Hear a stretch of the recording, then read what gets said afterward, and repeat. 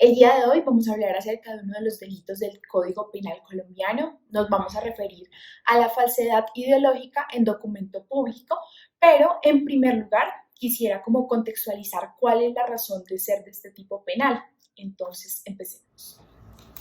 En nuestra sociedad vemos que las relaciones jurídicas y económicas cada día dependen más de mecanismos que permitan una mayor agilidad en las transacciones y relaciones entre las personas. Es por esto que mediante los documentos las personas agilizan muchas de las interacciones que se realizan de manera cotidiana. Sin embargo, al igual que muchas otras conductas, dicho tipo de relaciones jurídicas no se encuentran exentas de comportamientos que pongan en peligro su correcto tránsito en el tráfico jurídico, atentando contra la credibilidad y la confianza que se debería tener en los documentos que emanan del Estado. De allí que en nuestro ordenamiento jurídico existan mecanismos de protección para esa clase de relaciones, mecanismos que en términos del derecho penal se materializan en los delitos contra la fe pública. Uno de los delitos que hace parte del título 9 del Código Penal es el artículo 286 referido a la falsedad ideológica en documento público. En primer lugar, debemos preguntarnos qué es un documento público. Un documento público es aquel que es otorgado por un funcionario en ejercicio de su cargo o con su intervención.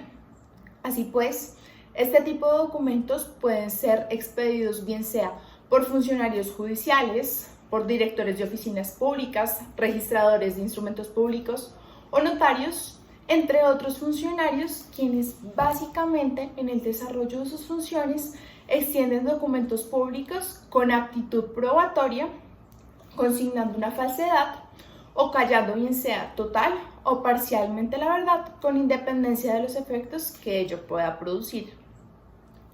Sobre este punto, es fundamental destacar que el documento objeto de falsedad debe ser objeto de actividad probatoria. ¿Pero qué significa esto? Que además de ser estudiado por la ciencia jurídica, la lesividad potencial que pueda causar en el marco de un proceso debe poder ser acreditada al contrastar el contenido del documento falsificado con el de uno veraz, en el que exista efectivamente una correspondencia entre la información contenida en el documento y la realidad.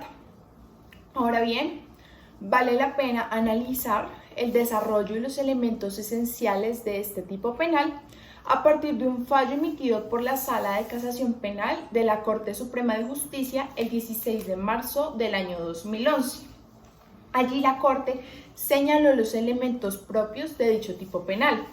El primer elemento de la falsedad ideológica en documento público es la existencia de un documento que contenga afirmaciones contrarias a la verdad o que oculte situaciones reales y que adicionalmente este haya sido efectivamente suscrito por un funcionario público con facultad certificadora.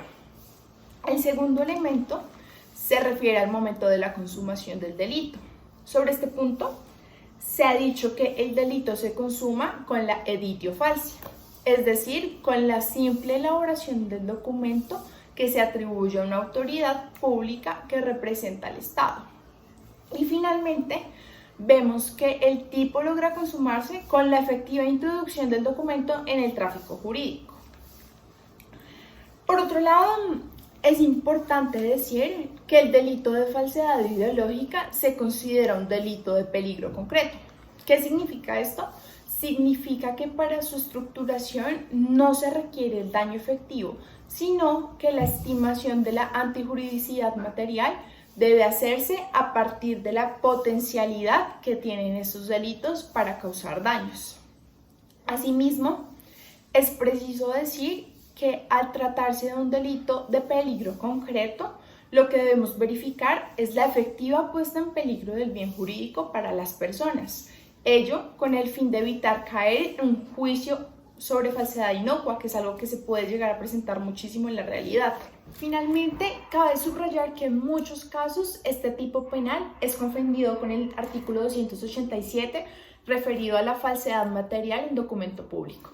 Y si bien existen numerosas diferencias entre uno y otro tipo penal, la diferencia principal radica que en la falsedad ideológica el documento no es falso en sus condiciones de existencia y autenticidad, sino que las afirmaciones que contiene están cargadas de mentira.